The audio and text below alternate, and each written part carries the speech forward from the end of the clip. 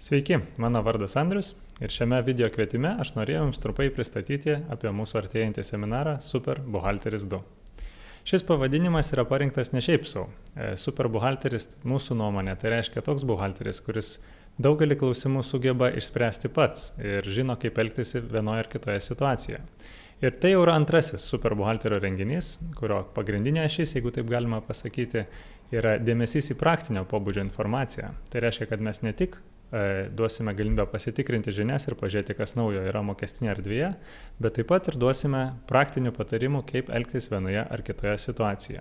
O šio seminaro pagrindinė tema yra santykiai su valstybinė mokesčių inspekcija.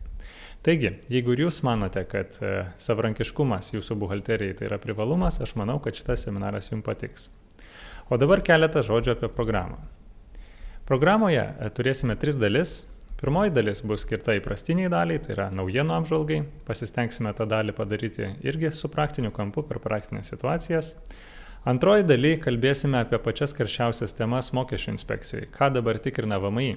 Ir čia apžvelgsim ne tik mūsų patirtį kaip konsultantų, bet taip pat ir pateiksim informaciją apie apklausą, kurioje dalyvavo daugiau negu 200 Lietuvos įmonių. Trečioji dalis bus parodomoji.